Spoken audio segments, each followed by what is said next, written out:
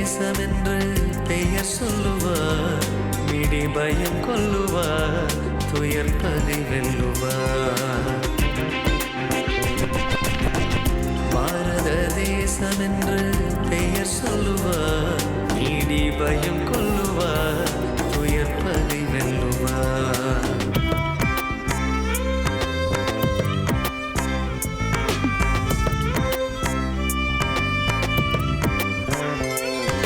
பாரத தேசமென்று பெயர் சொல்லுவார், மிடி பயம் கொல்லுவார், துயர் பகை வெல்லுவார்.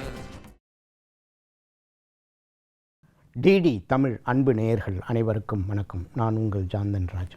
சுதந்திர தாகம் என்கின்ற இந்த நிகழ்ச்சியிலே நாம் சுதந்திர போராட்ட வீரர்களை பற்றி, தியாகச் சீலர்களை பற்றி நாம் தொடர்ந்து பார்த்து கொண்டே வருகிறோம். ஒவ்வொரு தியாகங்களுக்கு பின்னாலும் ஒரு மிகப்பெரிய வரலாறு இருக்கிறது. இந்த தேசிய கொடியாகட்டும், இந்த மண்ணாகட்டும், எப்பொழுதெல்லாம் தேசிய கொடி பறக்கிறதோ அப்போதெல்லாம் இவர்கள் உயிர்விட்ட அந்த சுவாச காற்றும் அதில் கலந்திருக்கிறது என்பதுதான் உண்மை. அப்படி என்ன தியாகங்கள் செய்தார்கள்? இந்தியா முழுக்க இருக்கக்கூடிய இளைஞர்களுடைய தியாகங்கள் பல தியாகங்கள். அப்படி ஒரு வித்தியாசமான ஒரு இளைஞரை பற்றித்தான் நாம் பார்க்க இருக்கிறோம். அவருடைய பெயர் பாஷ்யம் என்கிற ஆர்யா. கொடி காத்தவர் திருப்பூர் குமரன் என்று சொன்னால், கொடி ஏற்றியவர் என்றால் அது பாஷ்யம் என்கிற ஆர்யா தான். கொடி ஏற்றுவதில் அப்படி என்ன சிறப்பு இருக்கிறது என்று நீங்கள் கேட்கலாம். அவர் கொடி ஏற்றியது சாதாரண இடத்தில் அல்ல, கோட்டையில். இன்று தலைமைச் செயலகம் புனித ஜார்ஜ் கோட்டை இருக்கிறது அல்லவா, அந்த கோட்டையிலே அன்றே வெள்ளைக்காரர்கள் இருக்கும்போது கொடியேற்றியவர் அவர்தான் பாஷ்யம் என்கிற ஆர்யா. 1930 ஜனவரி 26 சுதந்திர நாளாக கொண்டாட வேண்டும் என்று ஜவஹர்லால் நேரு அவர்கள் இளைஞர்களுக்கு கோரிக்கை வைக்கிறார். ஆகவே ஆர்யா என்கின்ற இந்த பாஷ்யமும் இதை நாம் கொண்டாட வேண்டும், ஆனால் இதை வித்தியாசமாக கொண்டாட வேண்டும் என்று யோசிக்கிறார். உடனே அவருக்கு ஒன்று தோன்றுகிறது, நாம் ஏன் இங்கு இருக்கக்கூடிய கோட்டையிலே கொடியேற்றக்கூடாது என்று. திருவல்லிக்கேணி வீதியிலே அவர் போய் ஒவ்வொரு கடையாக கேட்கிறார், இங்கே தேசிய கொடி கிடைக்குமா? நாம் இப்போது பார்க்கக்கூடிய தேசிய கொடி அல்ல அது. அந்த தேசிய கொடியில் அந்த நிறங்கள் எல்லாம் இருக்கும், ஆனால் அதற்கு பதிலாக அங்கு ராட்டை இருக்கும். அப்போதெல்லாம் பார்த்தார் என்றால் இவர் கொஞ்சம் பெரிய கொடியாக கேட்கிறார்கள். கடைக்காரர்கள் எல்லாம் சொல்லுகிறார்கள், ஒரு மிக சின்ன கொடி தான் இருக்கிறது. ஏனென்று சொன்னால் கடைக்காரருக்கெல்லாம் பயம், இதை விற்றா போலீஸ்காரங்க பிடிச்சிட்டு போயிடுவாங்க, வெள்ளையர்கள் நம்மை அடித்து துன்புறுத்துவார்கள் என்று. அவர் எதிர்பார்த்த அந்த மிக நீல கொடி கிடைக்கவில்லை. ஏனென்று சொன்னால் கோட்டையில் நாம் கொடியேற்றப் போகிறோம், எவ்வளவு பெரிய கொடி இருக்க வேண்டும், என்னுடைய தாய்நாட்டினுடைய கொடி அங்கு பறக்கப் போகிறது என்று யோசிக்கிறார். இவர் மிக அழகாக ஓவியம் வரைவார், கலை தேர்ந்த சிற்பி அவர். ஆகவே ஓவியம் இருப்பதனால நாமே ஏன் தயாரிக்கக்கூடாது என்று ஒரு 4 முழம் வேட்டியை அவர் வாங்குகிறார். வாங்கி அதில் மிக அழகாக அந்த தேசிய கொடியை அவர் வரைகிறார். வரைந்து விட்டு அந்த கொடியின் கீழே ஒரு வாக்கியம் எழுதுகிறார், இன்று முதல் இந்தியா சுதந்திர காற்றை சுவாசிக்கிறது என்று எழுதினார். இவ்வளோ அழகாக பாருங்கள், அதாவது இந்த சுதந்திர காற்றை இன்றைக்கி சுவாசிக்கிறது என்று. உடனே இதை எப்போ ஏற்றுவது என்று யோசித்து கொண்டிருக்கின்ற போது இதை நள்ளிரவில் செய்ய வேண்டும் என்று யோசிக்கிறார். அப்போது சென்னையில் இருக்கக்கூடிய அண்ணா சாலையில் ஒரு சினிமா திரையரங்கத்தில் ஒரு ஆங்கில படத்தை பார்த்துவிட்டு அங்கே இருக்கக்கூடிய அந்த ஆங்கில காவலர்கள் அவர்கள் எந்த உடை அணிவார்களோ அந்த உடையை அணிந்து கொண்டு அவர்களோடு ஒருவராக அவர் நடக்கிறார். கோட்டைக்கு அருகே செல்லுகிறார், உயரத்தை பார்க்கிறார். 200 அடி உயரம் அது. அதாவது 200 அடி உயரம், 140 அடி வரைக்கும் ஏறுவதற்கான வசதிகள் இருக்கும். அந்த குறுக்கு அளவு பார்த்திங்கன்னா 3 அடி. இதில் எப்படி ஏறலாம் என்று இருந்தாலும் மனதைரியம், அதுதான் இந்த தேசத்தில் அன்றைய இளைஞர்களுக்கு இருந்தது, இன்றைய இளைஞர்களுக்கு தேவை. எப்படியும் நான் இந்த கொடியை ஏற்றி விடுவேன் என்ற சபதத்தோடு கொடியை ஏற்றுகிறார். அப்போ பார்த்தீங்கன்னா கண்காணிப்பதற்காக சுழலும் விளக்குகள் இருக்கும். அந்த விளக்கு ஒரு பக்கம் அடிக்கின்ற போது ஆர்யா அவர்கள் மறுபக்கம் போய்விடுவார். இப்படியாக அவர் 140 அடி வரை போகிறார். இதற்கு பேர் தான் சவால் இருக்கிறது. அந்த 60 அடியை ஏறுவது மிக சிரமம். ஆனாலும் அந்த 60 அடியை ஏறிவிட்டு தன்னுடைய இடுப்பிலே வைத்திருந்த நம்முடைய தேசிய கொடியை, அங்கே இருக்கக்கூடிய வெள்ளையனுடைய ஆங்கில ஜாக் கொடியை அவிழ்த்து விட்டு அதை அறுத்துவிட்டு நம்முடைய கொடியை அங்கு ஏற்றுகிறார். ஏற்றவுட அவருக்கு எவ்வளவு மகிழ்ச்சி என்று சொன்னால், கொடியை சான்றாதாக ஏற்றவில்லை, இவ்வளவு கடினப்பட்டு ஏற்றிவிட்டு மிக வேகமாக கீழே இறங்குகிறார். அடுத்த நாள் காலையில் ஆங்கிலேயர்களுக்கு ஒரே ஒரு அதிர்ச்சி, யாரை நம்முடைய கொடி எடுத்தார்கள். ஆனால் பாஷ்யத்துக்கோ மகிழ்ச்சி. மகிழ்ச்சி என்றால் சாதாரண மகிழ்ச்சி அல்ல. அன்றைக்கு அவருடைய பிறந்த நாள். அந்த பிறந்த நாளை இதை விட உற்சாகமாக கொண்டாட முடியுமா? இன்றைக்கு இளைஞர்கள் பிறந்த நாளை எப்படியோ கொண்டாடுகிறார்கள், மது ஆட்டத்தோட நடனத்தோட. ஆனால் அன்றைக்கு ஒருவன் பிறந்த நாளை கொண்டாடி இருக்கிறான், கொடியை ஏற்றி என்பது தான் உண்மை. ஆகவே அந்த கொடியை ஏற்றிய அந்த பெருமையோடு அந்த பிறந்த நாளை கொண்டார். பாஷ்யத்தினுடைய கல்வியை பார்க்க வேண்டும். 1924ஆம் ஆண்டு அவர்கள் நேஷனல் கல்லூரி, இப்போது திருச்சியில் இருக்கு இல்லைங்களா, அந்த கல்லூரியில் படிக்கிறார். அப்போது 1928-29 சைமன் கமிஷன் என்று ஒரு கமிஷன் வருகிறது. அந்த கமிஷனை முற்றிலுமாக எதிர்த்து காந்தியடி அவர்கள் இந்த சைமன் கமிஷனை திரும்பி போ என்று சொல்கிறார்கள். அப்போது ஆர்யா பாஷ்யத்திற்கு இது நாமும் ஏதாவது செய்ய வேண்டும். தன்னுடைய நண்பர்களை எல்லாம் சேர்த்து கொண்டு அவர் சைமன் கமிஷனை திருப்பி போ என்று ஒரு ஊர்வலமாக மாணவர்களை வைத்து ஒரு போராட்டம் நடத்துகிறார். இதை கேள்விப்பட்ட உடனே கல்லூரி முதல்வர் சும்மா இருப்பார். ஏன்னா அன்றைக்கி எல்லாமே வெள்ளைக்காரர்களுக்கு அடிமைத்தனமாக இருந்தார்கள். ஆகவே அந்த கல்லூரியினுடைய முதல்வர் சாரநாதன் அவர்கள், நீங்கள் செய்தது தவறு, வெள்ளைக்காரர்களுக்கு எதிராக இதை படிக்கக்கூடிய கல்லூரி மாணவர்கள் இதை செய்யக்கூடாது, ஆகவே நான் 5 ரூபாய் அபராதம் போடுகிறேன் என்று சொன்னார். என்னடா 5 ரூபாய் தானே கட்டிடலாம். நான் அன்றைக்கு அந்த 5 ரூபாயினுடைய மதிப்பு வேறு. ஏன்னா இன்றைக்கி தங்க வைக்கிற விலை வேறு, அன்றைக்கு தங்க வைக்கக்கூடிய விலை வேறு. இந்த 5 ரூபாயை கட்டலாம், கட்டக்கூடிய அளவிற்கு அவர் வசதி இருந்தது. ஆனால் அவர் சொன்னார், என்னுடைய தேசத்திற்காக நான் பாடுபடுகின்றேன், நான் எந்த தவறையும் செய்யவில்லை, நான் எதற்காக அபராதம் கட்ட வேண்டும் என்று. அப்போ அந்த முதல்வர் சாரநாதன் சொல்கிறார், ஒருவேளை நீங்கள் கட்ட வேண்டாம், ஆனால் நான் சொல்லுகிறேன், நான் உங்களுக்காக கட்டுகிறேன் இந்த 5 ரூபாயை. அப்படிப்பட்ட கல்வி எனக்கு வேண்டாம். எப்பொழுது என்னுடைய தேசத்திற்காக பாடுபடுவதை தவறு என்று சொல்கிறீர்களோ இந்த கல்வியை நான் கற்க மாட்டேன் என்று அப்பயே கல்லூரி முடிச்சுட்டு வந்துட்டார். வெளியே வந்தவர் இளைஞர்கள் பலவற்றை சேர்த்து கொண்டு மிக அழகாக ஒரு அமைப்பை ஏற்படுத்துகிறார். அந்த அமைப்பினுடைய பெயர் ஜென்டில்மேன் ஃபார்மர்ஸ் என்பது. இது பஞ்சந்தாங்கி பள்ளத்தாக்கு என்ற இடத்துல அவர் இதை ஆரம்பிக்கிறார். அந்த இடத்துல என்ன பண்ணுறாரு, ஒரு 4 துப்பாக்கிகளை வாங்கி இளைஞர்களுக்கு பயிற்சி கொடுக்கிறார். ஏன் அப்படின்னு சொன்னால், கவர்னர் மார்ஷ் பாங்ஸ் என்கிறவர் அந்த சிதம்பரம் பகுதிக்கு வர இருக்கிறார். ஆகவே அவரை நாம் எப்படியும் சுட்டு விட வேண்டும் என்பதற்காக அந்த 4 துப்பாக்கிகளை வாங்கி அதற்கான பயிற்சியும் எடுத்துக்கொண்டிருக்கிறார். ஆனால் ஏதோ ஒரு காரணத்திற்காக அது தடைப்பட்டு போகிறது. அப்போது அவர் எழுத்தாளர் அகிலன் அவர்களுக்கு வானொலியில் பேட்டி கொடுக்கின்ற போது சொன்னார், நானும் வீர வாஞ்சிநாதன் மாதிரி ஒரு வாய்ப்பு கிடைத்தது, அதை நான் தவற விட்டு விட்டேன் என்று.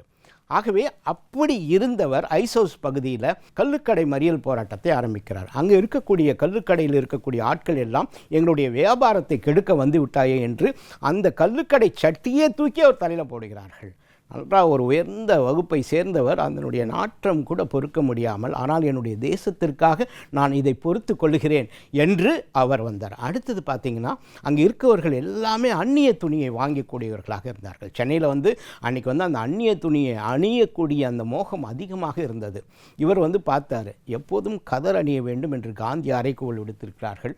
இவர்கள் அந்நிய நாட்டு துணியின் மீது மோகம் இருக்கிறதே என்று சொல்லி அந்த கடையை இருக்குது பாருங்கள், அந்த கடையில் இருக்கும்போதெல்லாம் ஆர்யா கொஞ்சம் கூர்மையானவர். அவர் என்ன பண்ணார், அந்த கொடியில் பாஸ்பரஸ் இருக்குது பாருங்கள், ஒரு துணியில் பாஸ்பரஸை அந்த கூரையின் மீது வைத்து விட்டு வந்து விடுவார் இரவு சென்று. பகலில் ஆனோன்னே எப்போதெல்லாம் வெயில் அதிகமாக இருக்கிறதோ அப்போ பாஸ்பரஸ் எரிய ஆரம்பித்து விடும். அப்போ அந்த அந்நிய கடைகள் எல்லாமே எரிய ஆரம்பித்தவுடன் எல்லாருக்கும் ஒரு சந்தேகம், இது யார் இந்த வேலையை செய்கிறாங்க, எப்படி அதுவாக எரிகிறது? ஏனென்று சொன்னால் பகலில் எரியுது, அப்போது இது யார் செய்கிறாங்க, கொளுத்துறவங்களே நம்ம பார்க்க முடியல. நல்ல மதிநுட்பத்தோடு அந்நிய துணியை நீங்கள் விற்கக்கூடாது என்பதற்காக அவர் இப்படி செய்கிறார். ஆர்மேனியன் தெரு, அங்கே அந்நிய துணிகள் விற்கக்கூடிய கடைகள் வரிசையாக இருக்கும். இப்போ பாரிஸில் இருக்குது பாருங்கள், அங்கே இருக்கக்கூடிய அந்த ஆர்மேனியன் தெருவில் எல்லாமே அந்நிய கடைகள் இருக்குது. இப்போ பார்த்தாரு, ஒவ்வொன்றா போய் எரிக்கிறதுக்கு பதிலாக இந்த கிடங்கையே எரிக்க வேண்டும் என்று சொல்லி ஒரு மிகப்பெரிய வேட்டியில் அதை ஒரு மண்ணெண்ணெய் மாதிரி வைத்து அதை எரிக்கிறார். இப்போது காவலர்கள் அவரை தேடுகிறார்கள். காவலர்கள் தேடுகின்ற போதெல்லாம் பலமுறை பலவிதமாக அவர் தப்பித்து செல்வார். அவர் அடிக்கடி தப்பித்து செல்வது என்னென்று சொன்னால், இந்த வைக்கோல் இருக்குங்களா, மாட்டு வைக்கோல், அதற்குள் புகுந்து கொண்டு தப்பிச் செல்வார். ஆனால் இந்த முறை அப்படி தப்பிச் செல்ல முடியவில்லை. சிறையில் அவரை அடைக்கிறார்கள். சிறையில் அடைக்கின்ற போது வழக்கமாக சிறையில் இருக்கக்கூடிய எல்லா கொடுமைகளும் நடக்கிறது. ஆனால் சிறையில் கைதிகளின் உரிமைக்காக உண்ணாவிரதம் இருந்தார். பாஷ்யத்துடன் உண்ணாவிரதம் இருந்த அமீர் ஹைதர் கானுக்கு உடல் பலகீனமானது. ஆனாலும் போலீஸ் அவங்களுக்கு குழாய் மூலமாக உணவு ஏற்படுது. ஏன்னா கைதி உண்ணாவிரதம் இருக்கக்கூடாது, சாப்பிட வேண்டும் என்று சொன்னார். அப்படி இருக்கக்கூடிய அந்த காவலரை அவர் தாக்குகிறார். தாக்கின உடனே இது எல்லாருக்கும் தெரிகிறது சிறையிலிருந்து. அப்போ இவருக்கு ஒரு தனிச்சிறை மாதிரி கொடுத்து இவரை நாம் கவனிக்க வேண்டும் என்று நினைக்கிறார்கள். ஸோ இப்போ இங்கே இருந்த பிறகு இவர் வேறு சிறைக்கு மாற்றினால்தான் சரிப்படுவார் என்று சொல்லி அங்கிருந்து பெல்லாரி சிறைக்கு மாற்றப்படுகிறார். சிறை மேலாளர் பேர் ஹின்ஸ். அவர் அங்கே இருக்கக்கூடிய பகத்சிங்கினுடைய தோழர் மகாவீர் சிங்கை தலைகீழாக கட்டி தொங்கி அடிக்க வைக்கிறார். தலைகீழாக, அதாவது போலீஸ் அடினா தலைகீழாக கட்டி தொப்பியை நீ சரியாக அணியவில்லை என்பதற்காக அடிக்கிறார். அந்த என்ற அந்த சிறை மேலாளர் அடிப்பதை இவர் பார்த்து கொண்டிருக்கிறார். ஒன்றுமே செய்யாத அப்பாவியை இவ்வளவு கொடூரமாக தாக்குகிறாரே, இதற்கு நாம் ஏதாவது செய்ய வேண்டும் என்று பாஷ்யம் நினைக்கிறார். அதற்கு ஒரு மிக அருமையான திட்டத்தையும் அவர் வகுக்கிறார். அவர் எப்பொழுதுமே பார்த்திங்கன்னா அவருடைய கால் பெரிது, மிக உயரமாக அழகாக கம்பீரமான தோற்றத்தோடு இருக்கக்கூடியவர். ஆகவே அவர் என்ன பண்ணுறாரு, எனக்கு வயிற்று வழியாக இருக்கிறது, ஆகவே நான் போய் வருவதற்கு நீங்கள் அனுமதிக்கணும், கழிவறைக்கு செல்வதை அனுமதிக்க வேண்டும் என்று சொல்கிறார்கள். அப்படியும் அனுமதிக்கிறார்கள். அப்படி கழிவறைக்கு அனுமதிக்கின்ற போது நான் என்னுடைய காலணியை நான் அணிந்து கொள்ள வேண்டும் என்று சொல்கிறார்கள். சிறையில் இருக்கக்கூடியவர்களுக்கு காலணி கொடுப்பார்கள். ஆனால் இவருக்கான காலணி என்பது கொஞ்சம் கால் பெருசு. ஆகவே இதை நான் என்னுடைய சொந்த காலணியை நான் உபயோகித்துக் கொள்கிறேன் என்று சொல்கிறார்கள். சரி, உங்கள் சொந்த செருப்பையை நீங்கள் போட்டுக்கொள்ளுங்கள் என்று சொல்கிறார்கள். அந்த செருப்பு என்பது கீழே லாடம் என்று சொன்னால் குதிரைகளுக்கெல்லாம் அடிப்பாங்க, கொஞ்சம் இரும்புகள்லாம் இருக்கக்கூடிய அளவுக்கு அந்த காலத்தில் அவருடைய செருப்பில் அந்த லாடம் இருந்தது. நன்றாக பார்த்து கொண்டே இருக்கிறார். ஒரு சமயம் வருகிறது, இந்த இன்ஸை தாக்க வேண்டும் என்று சொன்னால் மகாவீர் சிங்கினுடைய அந்த நண்பரை அவர் அடித்தார் இல்லையா, அவருக்கு நாம் ஏதாவது ஒரு பாடம் கற்பிக்க வேண்டும் என்று சொல்லி அவர் எப்பொழுது ஓய்வாக இருக்கிறார், எப்பொழுது இருக்கிறார் என்று பார்த்து கொண்டே இருக்கிறார். அவர் உட்கார்ந்து ஏதோ எழுதி கொண்டிருக்கிறார். பின்னாடி போகிறார். பின்னாடி போய் பூனை போல் பதுங்கி போய் புலி போல் பாய்கிறார். பாய்ந்து அடிக்கிறார். அடித்த உடனே அங்கே சிறையில் இருக்கிற எல்லாருக்குமே இந்த செய்தி போகிறது. இவரை கூப்பிட்டு இந்த மாதிரி சிறையில் காவலர்களே நீ அடிக்கிறாயா என்று.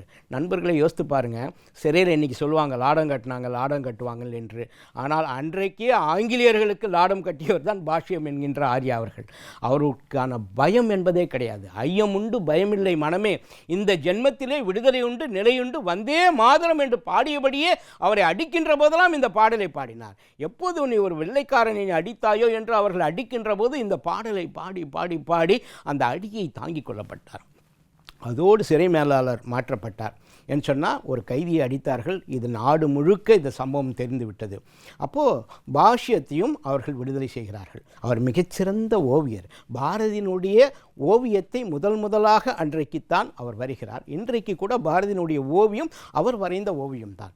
தீநகரில் இருக்கக்கூடிய இந்தி பிரச்சார சபையில் காந்தியினுடைய சிலை இருக்கிறது. அந்த சிலையை வடித்தவர் அவர்தான். அதே மாதிரி ரிப்பன் பில்டிங் வாசலில் பூண்டி நீர்த்தேக்கத்தில் உள்ள இருக்கக்கூடிய தியாகி தீர சத்தியமூர்த்தியினுடைய சிலை அவருடைய சிலை தான். எழுத்தாளர் சி செல்லப்பா அவர்கள் சுதந்திர தாகம் என்று நம்முடைய நிகழ்ச்சியினுடைய பெயரிலே ஒரு நாவலை எழுதியிருப்பார். அந்த நாவலிலே ஒரு பாத்திரமாகவே பாஷ்யம் ஆர்யா அவர்களை வைத்திருப்பார்கள்.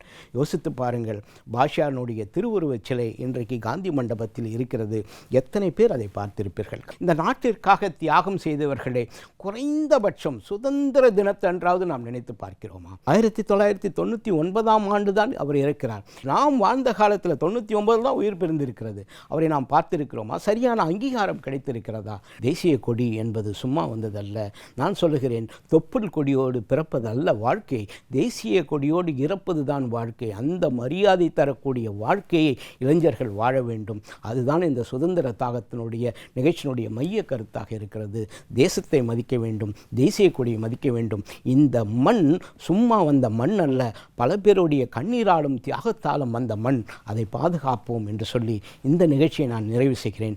மீண்டும் அடுத்த சுதந்திர தாகம் நிகழ்ச்சியில் சந்திப்போம். நன்றி, வணக்கம்.